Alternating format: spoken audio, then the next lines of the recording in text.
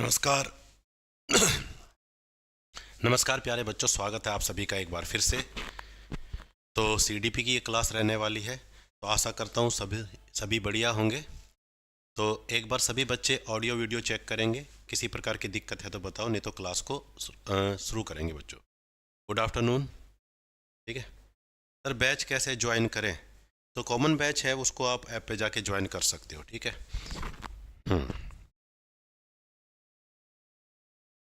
Done है। तो आज हम ना बिल्कुल सिलेबस शुरू करेंगे, बिल्कुल शुरू से। ठीक है। तो ये लगा के चलना है, ये क्लास एक तरह से बैच ही की तरह है। ठीक है। तो यहाँ पे ये क्लास रहेगी, बिल्कुल शुरू से हम सिलेबस शुरू कर देंगे। सीडीपी और चाइल्ड डेवलपमेंट और साइकोलॉजी दोनों करेंगे। ठीक है। तो क्लास का करेंगे शुभारंभ। तो किसी प्रकार की दिक्कत है तो बताओ। ठीक है। बैच कैसे ज्वाइन करना है ये भी बता देंगे, नीचे आप कमेंट कर देना क्लास के बाद, कोई दिक्कत वाली बात नहीं है। ठीक है। तो बहुत सस्ता बैच रखेंगे, अभी मैं बताऊंगा तुम्हें। ठीक है। तो देखना, तो पहली क्लास है तो साइकोलॉजी की शुरुआत हम करेंगे। तो जो साइकोलॉजी है ना बच्चों, डन है ना सब कुछ? तो देखो, साइकोलॉजी यानी हमारे पास जो है मनोविज्ञान है। तो साइकोलॉजी शब्द जो है दो वर्डों से मिलकर बना हुआ है बच्चों। एक का नाम है साइके, जिसका मतलब होता है बच्चों आत्मा। आत्मा यानी सोल। ठीक है। ये कई बार बिल्कुल बेसिक ही क्वेश्चन आ जाता है। लोगस का तो सभी को मतलब है बच्चों अध्ययन। ठीक है। और ये साइके जो लोगस है ना बच्चों, ये ग्रीक भाषा के वर्ड हैं बच्चों। कहाँ से हैं ये? ग्रीक भाषा के हैं। ग्रीक को हिंदी में कहते हैं यूनानी भाषा के शब्द हैं ये। ठीक है। यूनानी भाषा के शब्द हैं ये। तो साइकोलॉजी का मतलब है आत्मा का अध्ययन बच्चों। साइकोलॉजी का शाब्दिक अर्थ क्या है? आत्मा का अध्ययन। साइके और लोगस दोनों यूनानी भाषा के वर्ड है। और ये जो साइकोलॉजी है ये पूरा का पूरा ये इंग्लिश भाषा का शब्द है। ये कौन सी भाषा का है प्यारे बच्चों? इंग्लिश भाषा का ये शब्द है। तो थोड़ा ध्यान रखना, एग्जामिनर क्या पूछ रखा है, क्या पूछ रहा है। ठीक है।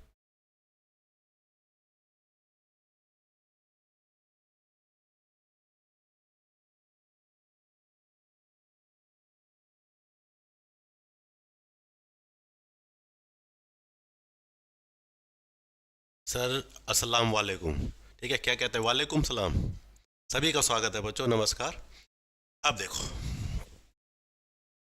तो शुरू, तो साइकोलॉजी दो शब्दों से मिलकर बना है, साइके और लोगस। साइके का मतलब है आत्मा और लोगस का मतलब है अध्ययन। तो आरंभ में मनोविज्ञान दर्शन शास्त्र का ही पाठ था बच्चों। दर्शन शास्त्र। ठीक है। दर्शन शास्त्र का पाठ था, और इसलिए दर्शन शास्त्र को मनोविज्ञान का क्या कहा जाता है? जननी कहा जाता है बच्चों। तो मदर ऑफ साइकोलॉजी कहा जाता है दर्शन शास्त्र को। ठीक है। तो पहले जो साइकोलॉजी है शुरू में दर्शन शास्त्र का पाठ था, लेकिन जो दर्शन शास्त्र है ना बच्चों, दर्शन शास्त्र के अंदर कुछ ऐसी चीजें भी है जिनका प्रूफ नहीं है। ठीक है। जैसे कुछ ऐसी चीजें भी दर्शन शास्त्र के अंदर थी जिनका प्रूफ नहीं है, लेकिन जो हमारी साइकोलॉजी है, मनोविज्ञान, ये पूरा साइंस पे बेस है। पूरा का पूरा साइंस पे बेस है, इसलिए कंट्रोवर्सी क्रिएट हो गई। दर्शन शास्त्र में कुछ ऐसी भी चीजें हैं जो काल्पनिक है, साइंस पे आधारित नहीं है। ठीक है। जैसे मंत्र वगैरह, जादू टोना, ये सारे आते हैं दर्शन शास्त्र के अंदर। लेकिन साइकोलॉजी बिल्कुल साइंस पे बेस्ड है। ठीक है। एक प्रकार से साइंटिफिक अध्ययन है ये बिहेवियर का। इसीलिए जो ये मनोविज्ञान है ये दर्शन शास्त्र से अलग हो गया। तो अगर आपसे पूछा जाए भाई कि मदर कौन है साइकोलॉजी का, तो दर्शन शास्त्र आएगा। अब बात आया बच्चों, मनोविज्ञान शब्द का सर्वप्रथम प्रयोग कब किया गया और किसने किया बच्चों? तो मनोविज्ञान शब्द का सर्वप्रथम जो प्रयोग है बच्चों, रुडोल्फ गोलकॉय ने किया था। बहुत इंपॉर्टेंट क्वेश्चन है, कई बार एग्जाम में पूछा जाएगा। ठीक है। Important question. तो मनोविज्ञान यानी साइकोलॉजी शब्द का प्रयोग सबसे पहले रुडोल्फ गोलकॉय ने 1590 में किया था बच्चों। ठीक है। 1590 में किया था। इतनी ही बात आपको याद रखनी है। तो मनोविज्ञान दर्शन शास्त्र से अलग हुआ है। दर्शन शास्त्र के अंदर कुछ ऐसी भी चीजें थी जिनका साइंटिफिक प्रूफ पॉसिबल नहीं है, और साइकोलॉजी पूरी तरह साइंस पर आधारित है, इसलिए ये अलग होगी। आप प्लेलिस्ट बना देंगे। ठीक है। तो अगर आपसे पूछा जाए मनोविज्ञान शब्द का प्रयोग सबसे पहले किसने किया, तो आप कहोगे रुडोल्फ गोल्कोय ने किया। कब किया बच्चों? 1590 में किया। अब शुरू में बच्चों जो मनोविज्ञान है बच्चों, मनोविज्ञान का जनक शुरू में अरस्तु को माना जाता है, पिता। मनोविज्ञान का पिता किसे माना जाता है? अरस्तु को। अब एक क्वेश्चन कई बार आता है, आधुनिक मनोविज्ञान का जनक किसे कहा जाता है? वो अलग क्वेश्चन है। अगर आधुनिक वर्ड इसके साथ जुड़ेगा तो फिर क्वेश्चन चेंज हो जाएगा, ठीक है। तो मनोविज्ञान का जनक या पिता किसे माना जाता है? अरस्तु को माना जाता है, एरिस्टोटल को माना जाता है। उसके बाद बच्चों विलियम वुंट, सभी ने ये नाम सुना होगा, ठीक है, जिन्होंने प्रथम प्रयोगशाला स्थापित की थी। आधुनिक मनोविज्ञान का जनक माना जाता है। तो यहाँ क्वेश्चन देख लो, केवल मनोविज्ञान का जनक पूछेगा तो अरस्तु, और अगर ये क्वेश्चन आ जाए आधुनिक मनोविज्ञान का जनक किसे माना जाता है, आधुनिक मॉडर्न साइकोलॉजी का जनक किसे माना जाता है, तो विलियम वुंट को माना जाता है, ठीक है, विल्हेम वुंट को माना जाता है, विल्हेम वुंट। तो वुंट ने 1879 में जर्मनी के लिप्जिंग विश्वविद्यालय में पहली बार मनोविज्ञान प्रयोगशाला की स्थापना की थी। तो साइकोलॉजी की जो पहली प्रयोगशाला थी, लैब थी, वो बच्चों विल्हेम वुंट ने स्थापित की थी 1879। कहाँ में की थी बच्चों? जर्मनी के अंदर, और लिप्जिंग विश्वविद्यालय है। अब बच्चों इसे कार्ल्स मार्क, ठीक है, तुमने सुना होगा कार्ल्स मार्क जो है, जो काफ़ी उनके विचारों से लोग प्रेरित है, अब इसे उसके नाम से जाना जाता है। तो अब इसे कार्ल्स मार्क विश्वविद्यालय कहते हैं, ठीक है, कार्ल्स मार्क। अब इसका नाम बदल गया भाई, ठीक है। तो पहली प्रयोगशाला जर्मनी के अंदर, जर्मनी का लिप्जिंग शहर, 1879 विल्हेम वुंट ने स्थापित की। इसीलिए विल्हेम वुंट ने, देखो प्रयोगशाला में तो प्रयोग करेंगे, एक्सपेरिमेंट करेंगे, इसीलिए विलियम वुंट को प्रयोगात्मक मनोविज्ञान का जनक भी कहा जाता है। इंग्लिश में कहोगे एक्सपेरिमेंटल साइकोलॉजी। तो एक्सपेरिमेंटल साइकोलॉजी का जनक किसे माना जाता है? William Wundt. आधुनिक मनोविज्ञान का जनक किसे माना जाता है? विलियम वुंट, ठीक है। अब बच्चों मनोविज्ञान के ऊपर पहली मनोविज्ञान पर जो पुस्तक लिखी है उसका नाम था principal of psychology, principle of psychology, ठीक है। और ये विलियम जेम्स ने लिखी थी। विलियम जेम्स अभी हम पढ़ेंगे, एक प्रकार्यवादी थे बच्चों, ठीक है। तो फंक्शनलिज्म में ये विश्वास रखते थे, तो प्रकार्यवादी थे विलियम जेम्स। इन्होंने पहली किताब लिखी है साइकोलॉजी के ऊपर, जिसका नाम है प्रिंसिपल ऑफ साइकोलॉजी, मनोविज्ञान के सिद्धांत, मनोविज्ञान के सिद्धांत। अब इंडिया में बात करें तो बच्चों नरेंद्र नाथ सेन गुप्त, इन्होंने भारत में साइकोलॉजी के में बहुत काम किया। तो भारतीय मनोविज्ञान के पिता के रूप में जाना जाता है। 1916 में कलकत्ता विश्वविद्यालय में प्रायोगिक मनोविज्ञान विभाग की स्थापना की। तो जो कलकत्ता के अंदर यूनिवर्सिटी थी ना, इन्होंने इसमें एक अलग से जो साइकोलॉजी है, साइकोलॉजी के लिए एक अलग से जगह, मतलब लैब बनाई, ये कह सकते हो तुम, ठीक है। तो भारतीय मनोविज्ञान के पिता के रूप में जाना जाता है। 1916 में इन्होंने क्या किया, जो कलकत्ता विश्वविद्यालय था, ठीक है, कलकत्ता जो यूनिवर्सिटी थी, उसमें प्रायोगिक यानी एक्सपेरिमेंटल मनोविज्ञान विभाग की स्थापना की, ठीक है। यानी एक्सपेरिमेंट किए जाएंगे मनोविज्ञान का फिर अध्ययन करने के लिए। तो एक्सपेरिमेंटल जो साइकोलॉजी है उसका विभाग इन्होंने इसमें अलग से बना दिया। तुमने देखा होगा यूनिवर्सिटी में अलग अलग डिपार्टमेंट होते हैं ना, कॉमर्स का डिपार्टमेंट, साइंस का डिपार्टमेंट। इसी प्रकार नरेंद्र नाथ सेन गुप्त ने क्या किया, कलकत्ता विश्वविद्यालय में एक्सपेरिमेंटल साइकोलॉजी के लिए एक अलग से डिपार्टमेंट बना दिया 1916 में।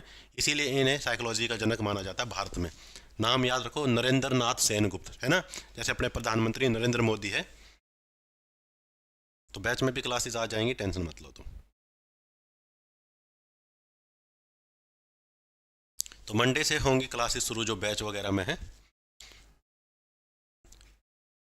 उसके बाद बच्चों साइकोलॉजी को सब्जेक्ट के रूप में स्कूलों और कॉलेजों में पढ़ाना शुरू किया गया 1880 में। तो 1880 में साइकोलॉजी एज अ सब्जेक्ट के रूप में सामने आया, ठीक है। पहले साइकोलॉजी नहीं, वैसे अध्ययन करते थे लेकिन सब्जेक्ट नहीं था।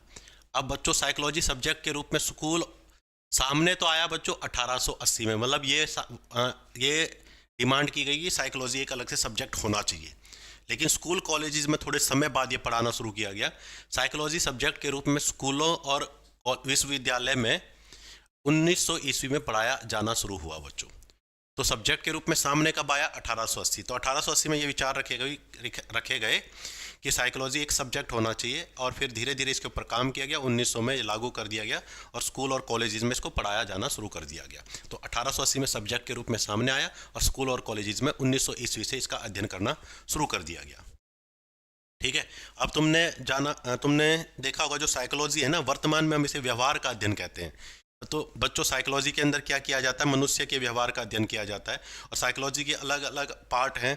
कुछ हम एनिमल का व्यवहार का भी अध्ययन करेंगे, तो अलग अलग चीज पार्ट है साइकोलॉजी के। ठीक है, अब समझो 16वीं शताब्दी में मनोविज्ञान को कहा जाता था आत्मा का विज्ञान। बच्चों ये थोड़ा सा याद रखना, एक दो बातें यहाँ से पूछी जा सकती है। तो साइकोलॉजी को आत्मा का विज्ञान कहा जाता था 16वीं शताब्दी में। तो 16वीं शताब्दी में कहा जाता था आत्मा का विज्ञान, साइंस ऑफ सोल। ठीक है, और कौन कौन मानते थे बच्चों, अरस्तु, प्लूटो, डेकार्ड, रुडोल्फ गोल्कोय। अब एक बात समझो, जो ये अरस्तु और प्लूटो है ना, ये बहुत पुराने बंदे हैं बच्चों, ये 16वीं शताब्दी में नहीं थे। ये तो 300 साढ़े 300 ईसा पूर्व, ठीक है, बीसी पहले ही इनका देहांत हो गया था। लेकिन 16वीं शताब्दी में जो अरस्तु और प्लूटो के विचार थे ना, उनको मानने वाले बंदे थे। यानी जो अरस्तु और प्लूटो भी यही मानते थे कि भाई जो साइकोलॉजी है वो आत्मा का विज्ञान है। लेकिन 16वीं शताब्दी में अरस्तु प्लूटो नहीं थे, इनके शिष्य थे। ये मान लो इनके जो विचारों से प्रभावित थे, जो इनके विचारों का समर्थन करते थे, वो बंदे थे। तो ये मत समझना कि अरस्तु और प्लूटो 16वीं शताब्दी में विद्यमान थे, नहीं। ठीक है, सत श्री अकाल। इतनी बात समझ आए। तो 16वीं शताब्दी में साइकोलॉजी को कहा जाता था आत्मा का विज्ञान। मुख्य समर्थक थे प्लूटो, अरस्तु और प्लूटो। ये दोनों 16वीं शताब्दी में नहीं थे, लेकिन इनके जो इनकी विचारधारा के समर्थक थे, जैसे रुडोल्फ हो गया, गोल्कोय हो गया, ये। उसके बाद 17वीं शताब्दी में इसे कहा जाने लगा मन का विज्ञान। ठीक है, मन का विज्ञान। और समर्थक थे पोम्पोलोजी, जो मुख्य रूप से इटली के थे बच्चों। उसके बाद जॉन लॉक है, थॉमस रीड है और रिचेरी है। अब देखो क्या हुआ, जब 16वीं शताब्दी में देखो एक विचारधारा के अंदर जब कोई प्रॉब्लम आएगी ना, तब नई विचारधारा जन्म लेती है। अगर सभी लोग एक ही विचारधारा को मानने वाले हैं तो कोई प्रॉब्लम नहीं आएगी। ठीक है, और ऐसा समाज में पॉसिबल नहीं है कि सबकी विचारधारा एक जैसी हो, कुछ ना कुछ कमी जरूर निकाल देते। तो शुरू में साइकोलॉजी को माना जाता था आत्मा का विज्ञान, यानी साइकोलॉजी में हम आत्मा का अध्ययन करते थे। लेकिन आत्मा ना तो किसी ने देखी है, तो फिर यहाँ पे कुछ लोगों ने प्रॉब्लम क्रिएट कर दी, बताओ भाई आत्मा कैसी होती है, और आत्मा चलो देख ही नहीं सकते तो उसका अध्ययन कैसे करेंगे। तो फिर बच्चों क्या हुआ, कंट्रोवर्सी क्रिएट हो गई। फिर 17वीं शताब्दी में लोगों ने कहना शुरू कर दिया बच्चों इसे मन का विज्ञान कहेंगे, और इसके मुख्य समर्थक थे पोम्पोनोजी। फिर यहाँ पे भी दिक्कत आएगा, भाई मन को भी किसी ने नहीं देखा। ठीक है, मन का अध्ययन करेंगे तो करेंगे कैसे। फिर 18वीं शताब्दी के आते आते इसे चेतना का विज्ञान कहना शुरू कर दिया। चेतना क्या होती है बच्चों, चेतना क्या होती है, जब आप जागरूक होकर कोई काम करते हो उसी को चेतना कहते हैं बच्चों। ठीक है, चेतना, कॉन्शियसनेस कहते हैं, जागरूकता, जागरूकता को ही चेतना कहते हैं। ठीक है, तो 18वीं शताब्दी में से चेतना का विज्ञान कहना शुरू कर दिया। विलियम मुंट इसके, ठीक है, समर्थक थे, और विलियम जेम्स इसके समर्थक थे बच्चों। ठीक है, 18वीं शताब्दी तुम्हें पता है, विलियम मुंट वही है जिन्होंने अभी हमने बात की पहली प्रयोगशाला बनाई थी। और वर्तमान में इसे कहते हैं बच्चों व्यवहार का विज्ञान। जेबी वॉटसन मुख्य व्यवहारवादी हैं बच्चों। क्लार्क हल, स्किनर, पावलोव, थॉर्नडाइक, पावलोव और थॉर्नडाइक हम पहले पढ़ चुके हैं, ये भी व्यवहारवादी हैं बच्चों। ठीक है, तो ये कहानी चली। तो शुरू में हुआ बच्चों आत्मा का विज्ञान, फिर हुआ मन का विज्ञान, फिर हुआ चेतना का विज्ञान, फिर हुआ व्यवहार का विज्ञान। 16वीं शताब्दी आत्मा का विज्ञान, 17वीं शताब्दी बच्चों मन का विज्ञान। ठीक है, 18वीं शताब्दी चेतना का विज्ञान, और वर्तमान में इसे कहते हैं व्यवहार का विज्ञान बच्चों। तो ये बेसिक सी बात है, कौन सी शताब्दी में क्या कहा जाता था, कौन से प्रवर्तक थे, ये थोड़े बहुत आपको याद रखने पड़ेंगे। ठीक है, और वैसे रट्टा मारने की इनकी जरूरत नहीं है, धीरे धीरे हम क्वेश्चन करेंगे आगे आने वाली क्लासेस में। तो बार बार जब आपके सामने ये आएंगे तो आप इनको ये याद कर पाओगे। अब बच्चों क्वेश्चन देखो, इस क्वेश्चन का आंसर आपको देना है। ठीक है, आंसर सभी देंगे, जल्दी जल्दी मुझे आंसर दे के बताओ क्या आएगा इस पहले क्वेश्चन का answer.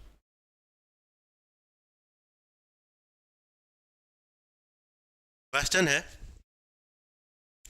Who is known as the father of modern psychology. आधुनिक मनोविज्ञान का जनक किसे माना जाता है, Sigmund Freud, Wilhelm Wundt, William James या जॉन डीवी। बताओ क्या कहते हो तुम। तो अभी हमने पढ़ा है कि भाई आधुनिक मनोविज्ञान का जनक माना जाता है विलियम हुंट को। ठीक है, जिन्होंने जर्मनी के लिप्जिंग शहर में पहली प्रयोगशाला मनोविज्ञान की स्थापित की। तो विलियम हुंट बच्चों। और केवल ये पूछा जाए मनोविज्ञान का जनक, तो शुरू में मनोविज्ञान का जनक माना जाता है अरस्तु को बच्चों।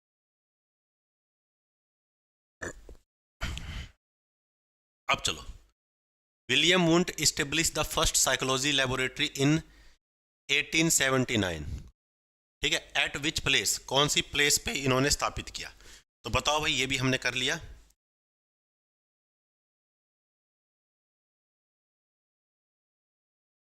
बताना क्या आंसर आएगा।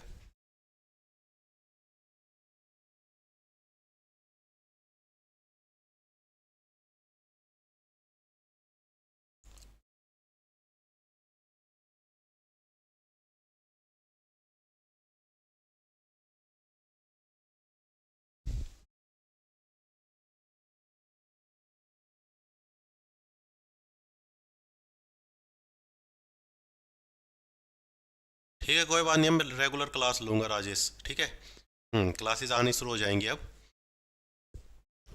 तो तुम्हें पता है लिपजिंग जर्मनी के अंदर पहली प्रयोगशाला स्थापित की थी, ठीक है, लिपजिंग, ठीक है। और वर्तमान में जो ये जो पहली प्रयोगशाला थी ना, इसको जर्मनी के अंदर जो थी लिपजिंग के अंदर, वर्तमान में से क्या कहा जाता है, मैंने तुम्हें क्या कहा, कार्ल्स मार्क्स विश्वविद्यालय कहा जाता है,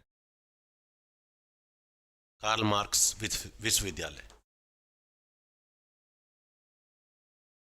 ठीक है। वर्तमान में जो ये लिपजिंग है जर्मनी का, जहाँ पे ये प्रयोगशाला है, कार्ल्स मार्क्स, इसको विश्वविद्यालय कहा जाता है, Karls Marx university, Karls Marx विश्वविद्यालय। आगे चलो। The first psychology book principle of psychology was written by, पहली मनोविज्ञान की पुस्तक प्रिंसिपल ऑफ साइकोलॉजी किसने लिखी थी, किसने लिखी थी? क्या जॉन वॉटसन ने ये लिखी थी, क्या विलियम जेम्स ने लिखी थी, चार्ल्स डार्विन ने लिखी थी, B.F. स्किनर ने लिखी थी? बताओ क्या कहते हो। बी। तो भाई विलियम जेम्स हमने पढ़ा था, विलियम जेम्स ने पहली साइकोलॉजी की किताब लिखी थी, ठीक है, principle of psychology, principle of psychology. Next question है आपके सामने बच्चों, who is known as the father of psychoanalysis, ठीक है, साइको एनालिसिस, मनोविश्लेषण वाद का जनक किसे माना जाता है? और ये हमने कल परसों वाली क्लास में पढ़ा था, ठीक है। तो मनोविश्लेषणवाद का जनक किसे माना जाता है? तो कार्ल जुंग को माना जाता है, अल्फ्रेड एडलर को माना जाता है, सिगमंड फ्राइड को माना जाता है, ठीक है, एरिक एरिक्सन को माना जाता है। इस क्वेश्चन का आंसर दो, क्या देते हो तुम? मनोविश्लेषणवाद, मनोविश्लेषणवाद, सिगमंड फ्राइड, बहुत बढ़िया। तो ये हमने पहली क्लास सिगमंड फ्राइड के ऊपर पढ़ी थी। तो मनोविश्लेषणवाद का, ठीक है, दो प्रकार के मॉडल दिए थे इन्होंने, अकारात्मक और गत्यात्मक, ठीक है। अकारात्मक में तो इन्होंने मन की 3 अवस्थाओं के बारे में बताया था, चेतन मन, अचेतन मन, अर्धचेतन मन। और जो गत्यात्मक मॉडल है, इसके मन के पार्ट बताए थे, इड, ठीक है, ईगो और सुपर ईगो। अगला क्वेश्चन है आपके सामने बच्चों, the literal meaning of साइके, साइके word का क्या मतलब है बच्चों? व्यवहार, मन, आत्मा, विचार, व्यवहार, मन, आत्मा, विचार, ठीक है। तो पहली क्लास है, शुरू से हम कर रहे हैं, तो हो सकता है क्वेश्चन तुम्हें थोड़े इजी लगे, लेकिन जैसे जैसे हम आगे बढ़ते रहेंगे क्वेश्चनों का लेवल भी उस हिसाब से हमारा बढ़ता रहेगा, ठीक है। तो सी बता रहे हो तुम, सोल, बिल्कुल। तो साइके का मतलब क्या है बच्चों? आत्मा। साइके का मतलब क्या है? आत्मा। डन है यहाँ तक? आगे चलो बच्चों, अब हम आगे पढ़ेंगे मनोविज्ञान के संप्रदाय। संप्रदाय का क्या मतलब है बच्चों? यहाँ पे देखो, अभी हमने कहा कि अलग अलग टाइम में मनोविज्ञान को अलग अलग माना जाता था। 16वीं शताब्दी पे तो माना जाता था आत्मा का विज्ञान, फिर हमने कहा मन का विज्ञान, फिर हमने कहा चेतना का विज्ञान। तो अलग अलग अलग अलग अलग अलग अलग अलग विचारों के लोग थे, तो जिनके विचार एक जैसे है ना, उनका एक संप्रदाय बन गया। संप्रदाय का मतलब जाति नहीं है। मान लो बहुत सारे बंदे हैं, वो मानते हैं मनोविज्ञान आत्मा का विज्ञान है, मनोविज्ञान का अध्ययन करने के लिए मैं आत्मा का अध्ययन करना चाहिए, तो उनका एक संप्रदाय बन जाएगा। तो संप्रदाय का मतलब है ऐसे लोगों का समूह जिनके विचार एक जैसे हैं, यहाँ पे ये मतलब है, ठीक है। डेली क्लासेस होंगी पूजा, ठीक है, तीन दिन से तो हो रही हैं डेली क्लासेस, तो आगे भी होंगी। एक आधे दिन हो सकता है मैं बीमार हो जाऊँ, तो वो अलग बात है, नहीं तो क्लासेस रेगुलर रखेंगे। तो भाई हम अलग अलग पढ़ेंगे। मैंने यहाँ लिखे हैं, संरचनावाद पढ़ेंगे हम, प्रकार्यवाद, व्यवहारवाद, गेस्टालवाद, मनोविश्लेषणवाद, ठीक है। उसके बाद मानवतावाद और संज्ञानात्मक मनोविज्ञान, ये सारी चीज़ें हम पढ़ेंगे। ये अलग अलग संप्रदाय हैं बच्चों मनोविज्ञान के। उसके बाद सबसे पहले हम पढ़ेंगे संरचनावाद, फंक्शनलिज्म, संरचनावाद। तो संरचनावाद बच्चों ऐसे लोगों का ग्रुप है जो कहते हैं अगर आपको साइकोलॉजी का अध्ययन करना है तो आप दिमाग की संरचना को समझो। दिमाग के अलग अलग पार्ट हैं, दिमाग की संरचना को समझो। दिमाग की संरचना, भाई दिमाग के अलग अलग पार्ट है, उनका अध्ययन करोगे तो आप व्यक्ति साइकोलॉजी का अध्ययन कर सकते हो। तो संरचनावाद की शुरुआत का श्रेय विलियम वुंट और उनके शिष्य टिचनर को जाता है बच्चों। विलियम वुंट, ज्यादा काम बच्चों संरचनावाद पे टिचनर ने किया, याद रखना। विलियम वुंट का ये क्या था, शिष्य था। तो संरचनावाद की शुरुआत का श्रेय विलियम वुंट और उनके शिष्य टिचनर को जाता है। संरचनावाद का मानना था कि मानव चेतना को, ठीक है, चेतना का मतलब यहाँ माइंड से है भाई, ठीक है, याद रखना, मानव चेतना को उसके मूल तत्वों जैसे संवेदनाएं और भावनाओं में विभाजित करके समझा जा सकता है। यानी आपका जो ब्रेन है उसको आप अलग अलग पार्ट में डिवाइड करके उसका अध्ययन करोगे, ये कह रहा है, ठीक है। बीमार ना होने दें जी हम सब, बहुत बढ़िया बात है, ठीक है। ये नोट्स वगैरह तो देखो ये ना दीपक सर से बात करना तुम, नोट्स वगैरह की जो बात है, ठीक है। अब कुछ बातें समझो। यह माना गया कि मन के कई छोटे छोटे तत्व हैं। फिर से सुनो, मन का मतलब यहाँ कैसे है, माइंड से है, दिमाग से है, ठीक है। तो मन के कई छोटे छोटे तत्व हैं। मन कई छोटे छोटे तत्वों से मिलकर बना है, जैसे संवेदनाएं, सेंसेशन, ठीक है। ऐड आती है ना हमारे शरीर, हमारी बॉडी में अलग अलग प्रकार की सेंसेशन होती है, जैसे थरथराहट, गुदगुदाहट, बहुत फेमस है आजकल ये। भावनाएं, ठीक है, सेंसेशन और भावनाएं तो लगभग एक ही जैसी है। छवियां, इमेज, तो ये कह रहा है ब्रेन के अलग अलग पार्ट हैं, कुछ संवेदना से रिलेटेड है, कुछ इमेज को इंटरप्रेट करते हैं, कुछ साउंड को इंटरप्रेट करते हैं। तो ये कहता है संरचनावाद। संरचना का मतलब क्या होता है, स्ट्रक्चर। इसका मतलब ये कहते हैं कि अगर आप सबको साइकोलॉजी का अध्ययन करना है तो आप माइंड की स्ट्रक्चर का अध्ययन करो, माइंड कैसे काम करता है उसकी स्ट्रक्चर देखो, ठीक है। अब बच्चों एक बहुत ही है आत्म संरचनावादी चेतना का अध्ययन अब चेतना का अध्ययन कैसे करते थे ये, ठीक है। इनके पास एक विधि थी जिसे कहते हैं आत्मनिरीक्षण विधि, ठीक है, इंट्रोस्पेक्शन मेथड। ये सबसे पुराना मेथड माना जाता है, बहुत कई बार ये एग्जाम में पूछा जाता है, आत्मनिरीक्षण विधि, ठीक है। तो सबसे पुरानी विधि है बच्चों ये चेतना का अध्ययन करने के लिए। तो सबसे पुरानी विधि है ये, क्या नाम है बच्चों, आत्मनिरीक्षण। आत्म का मतलब होता है खुद का निरीक्षण करना। आत्मनिरीक्षण व्यक्ति में विधि में क्या होता है, व्यक्ति खुद के बारे में बताता है। जैसे मैं तुमसे पूछूं, बताओ भाई अपने बारे में बताओ, जैसे इंटरव्यू में नहीं होता है, please tell me something about yourself, तो तुम अपने बारे में बताते हो। तुमने बताना शुरू कर दिया, मैं ये इस क्लास में पढ़ता हूँ, यहाँ से मैंने पढ़ाई की, मुझे ये खाना पसंद है, मुझे मूवी देखना पसंद है। इसको कहते हैं आत्मनिरीक्षण विधि, ठीक है। तो आत्मनिरीक्षण विधि में दूसरा भी आपसे पूछ सकता है। जनरली आत्मनिरीक्षण विधि में क्या होता है, आदमी के अंदर कोई प्रॉब्लम आती है तो वो खुद ही अपने बारे में सोचता है कि मैं क्या क्या करता हूँ, तो खुद अपना निरीक्षण करता है, आत्मनिरीक्षण विधि। जनरल दूसरे बंदा नहीं पूछता, खुद, ठीक है। इस विधि में क्या होता है, तो आत्मनिरीक्षण विधि में जैसे मैं आपको कहूँ भाई अपने बारे में बताओ, आपको कागज पेंसिल दे दो, लो भाई आप अपने बारे में लिखो, तो खुद ही आप अपने विचार लिख रहे हो, इसको कहते हैं आत्मनिरीक्षण विधि। तो क्या बात याद रखनी है, सबसे पुरानी विधि है बच्चों ये आत्मनिरीक्षण विधि। अब इसमें प्रॉब्लम तुम समझ गए होगे।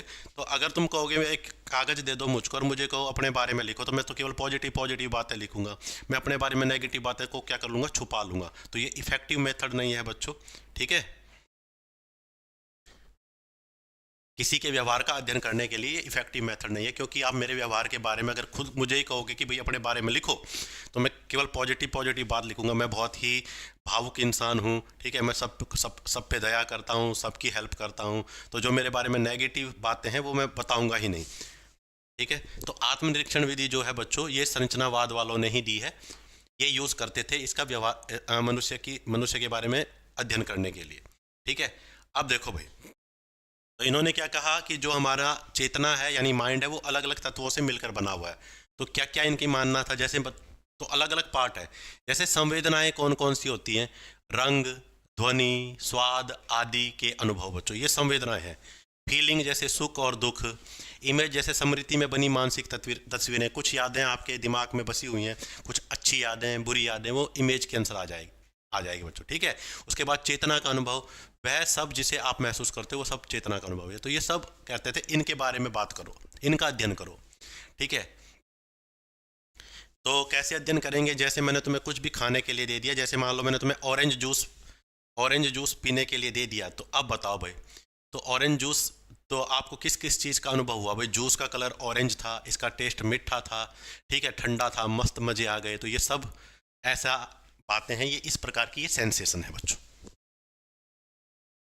उसके बाद बच्चों संरचनावाद की आलोचना हुई है, क्या क्या कमियां हैं संरचनावाद के अंदर। जो कह रहा भाई जो इंट्रोस्पेक्शन मेथड है अवैज्ञानिक था, क्योंकि इसमें व्यक्ति खुद ही अपने बारे में बता रहा है, हर व्यक्ति अलग अलग परिणाम देता है, ठीक है। तो हर व्यक्ति अलग अलग मतलब खुद अपने बारे में बता रहा है, किसी और बारे में भी पूछोगे तो हर एक व्यक्ति का जो विचारधारा है अलग अलग होगा। बिहेवियर, इसमें व्यवहार को इग्नोर किया गया है, व्यक्ति के व्यवहार का अध्ययन नहीं कर रहे हैं हम इसमें, ठीक है। उसके बाद बच्चों और जानवरों और अवचेतन का अध्ययन नहीं किया कर सकते। इसमें कह रहे बच्चों का अध्ययन नहीं कर सकते, छोटे बच्चे को कहोगे अपने बारे में बताओ तो बच्चा को क्या बताएगा।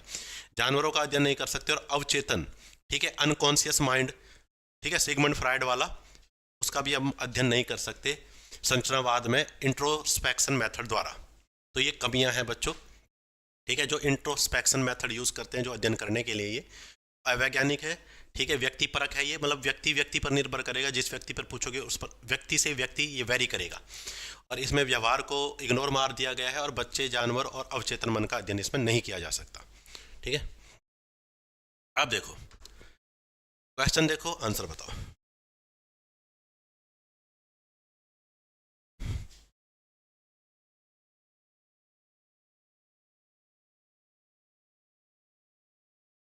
क्वेश्चन है मनोविज्ञान में संरचनावाद मुख्य रूप से किस पर केंद्रित है भाई। तो अभी हमने संरचनावाद के बारे में पढ़ लिया, तो संरचनावाद किस पर केंद्रित है बच्चों, ठीक है।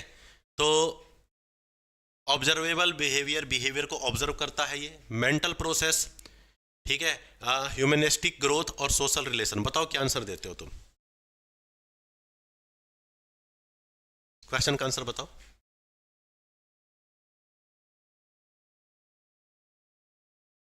बी, निकिता ने कहा सर बी।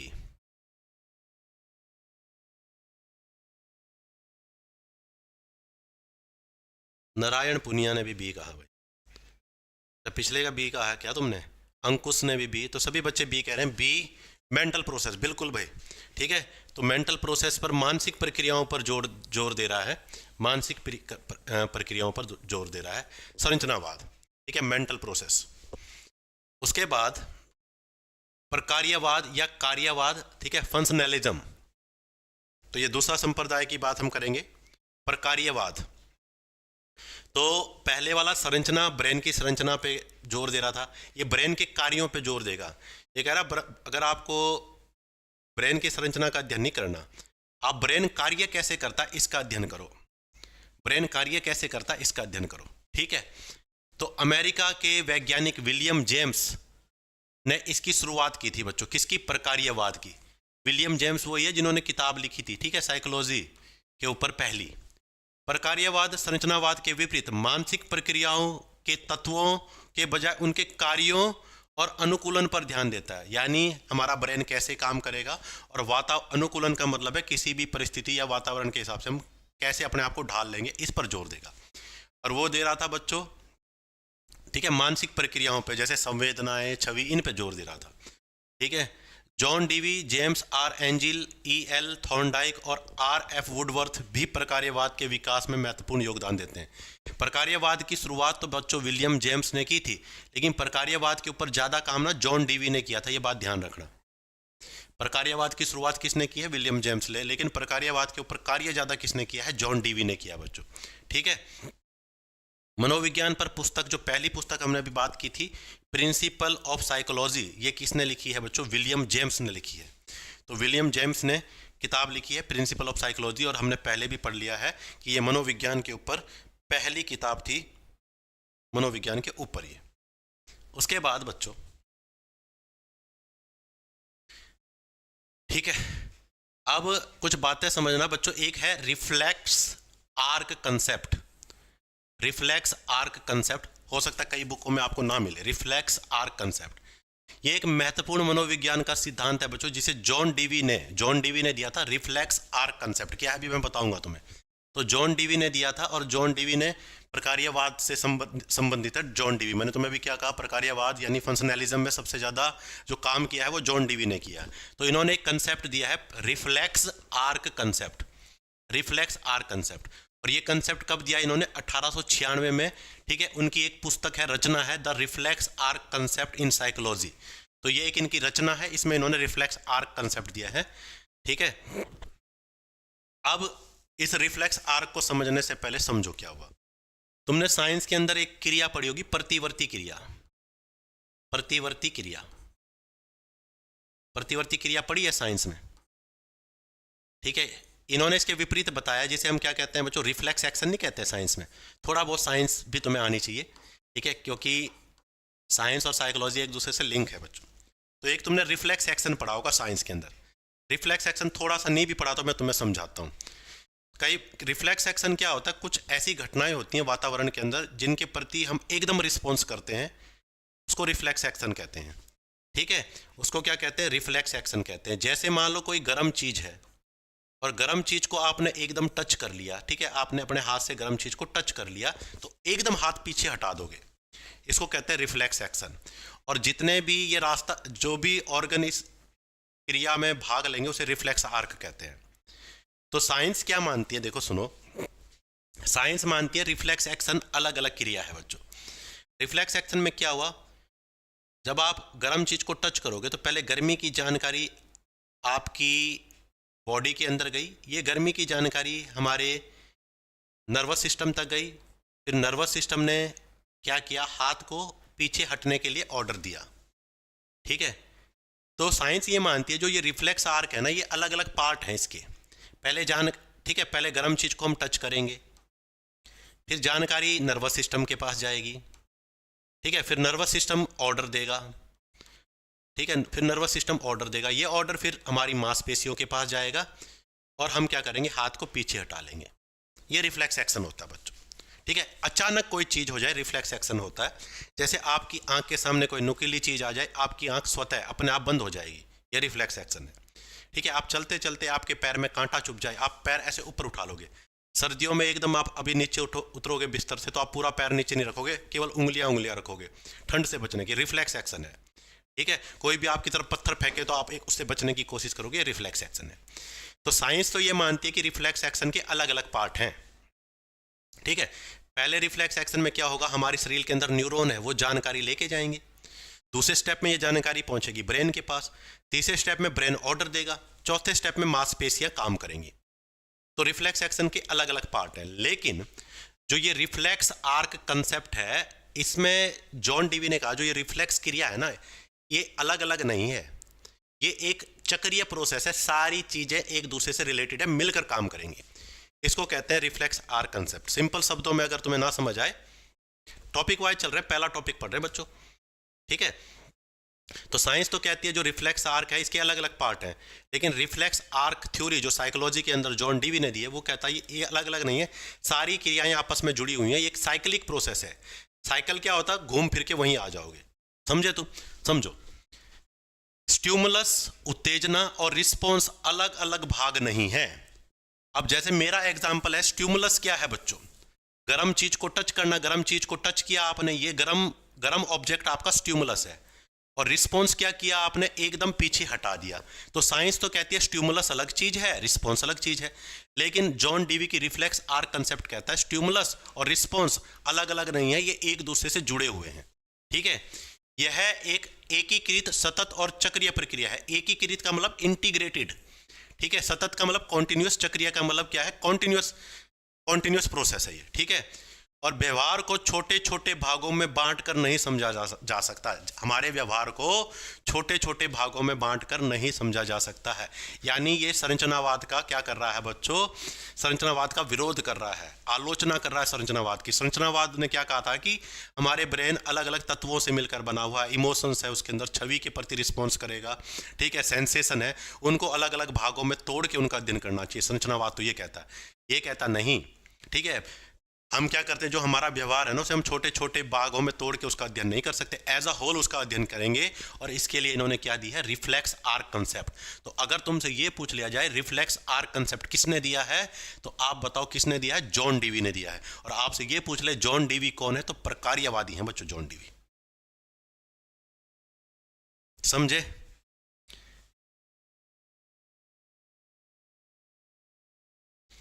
तो यहां तक हमने पढ़ लिया है बच्चों। ठीक है, अब इस क्वेश्चन को देखो, फंक्शनलिज्म प्रकार्यवाद या कार्यवाद किस पर जोर देता है? फंक्शनलिज्म कार्यवाद या प्रकार्यवाद किस पर जोर देता है, बताओ किस पर यह जोर देगा? नोट्स बना लो बच्चों, ठीक है। हाँ, ये तो एक बार सर से पूछ लेना, क्या पता नोट्स आपको अवेलेबल करा दे वो, तो वेल एंड गुड हो जाए। बताओ क्वेश्चन का आंसर।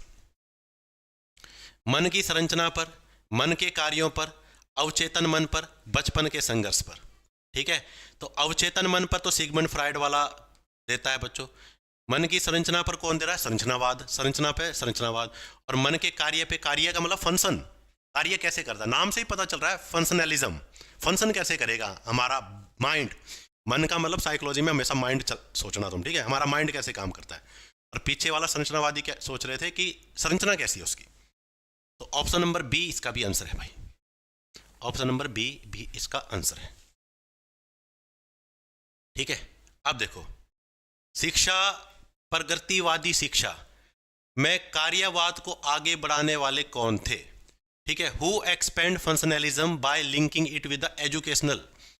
तो ये क्वेश्चन ये पूछ रहा है कि जो जो हमने अभी पढ़ा है ना प्रकार्यवाद, प्रकार्यवाद को एजुकेशन से किसने जोड़ा?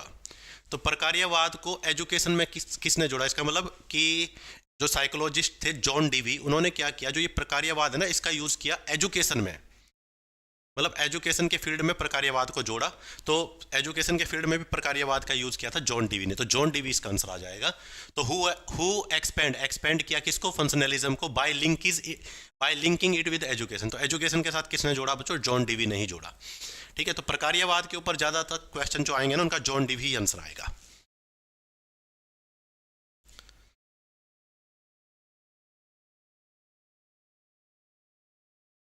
डन है यहां तक? YouTube पर फ्री बैच पढ़ाएंगे। ठीक है, अभी तो आपको YouTube पे ये क्लासेस मिलेंगी, बैच देखेंगे, हो सकता है YouTube पे ही सारा फ्री पढ़ाएं। अगर बैच लॉन्च भी करेंगे तो YouTube पे क्लासेस चलती रहेंगी।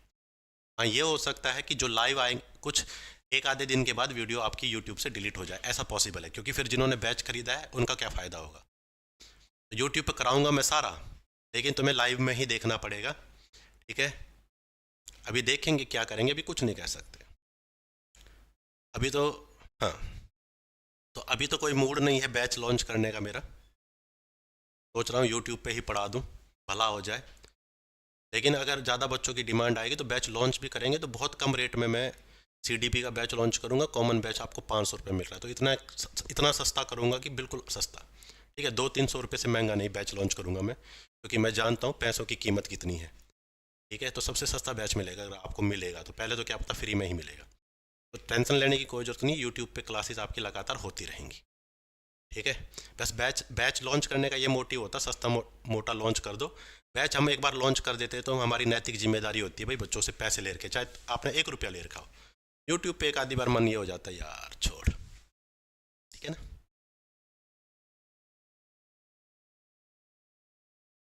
यूट्यूब पे करेंगे हम, ठीक है, यूट्यूब पे आपको फिर लाइव देखनी पड़ेगी, क्योंकि मैं इतना एफर्ट लगाऊंगा तो लाइव देखनी पड़ेगी। ठीक है, तो पूरा कराऊंगा यूट्यूब पे। तो यहां तक हमने कर लिया, आगे हमारे पास आ जाएगा व्यवहारवाद, लेकिन आज इसको फिर हम यहीं तक रखेंगे। ठीक है, तो व्यवहारवाद आज पूरा नहीं हो पाएगा, कल करेंगे इसको कंप्लीट। तो आज इस क्लास को यहीं पे रैप करते हैं। तो धीरे धीरे आप अपना थोड़ा फ्लो बना लो, आदत डाल लो, और जितना मैंने कराया है इसको साथ साथ पढ़ते रहना। साथ साथ पढ़ते रहोगे, प्रैक्टिस करते रहोगे तो कोई दिक्कत नहीं आएगी। लेकिन ऐसा कोशिश करोगे कि सब चीज़ों को एक साथ मिला के एक ही दिन में कर लो, तो ऐसा पॉसिबल नहीं है। तो जो पढ़ाई है, ठीक है, स्टडी एक कॉन्टिन्यूस प्रोसेस है, लगातार, slow and steady wins the race. ठीक है, तो आज की क्लास को बच्चों इतना ही रहेंगे। ठीक है, क्लास आपको अच्छी लगी है तो वीडियो को लाइक करना मत भूलना, और पढ़ते रहो। ठीक है, एक दिन जरूर कामयाब होगे, आगे आने वाले टीचर भगवान करे तुम ही हो। ठीक है, हाँ, तो मिलते हैं नेक्स्ट क्लास में, तब तक के लिए बच्चों जय हिंद।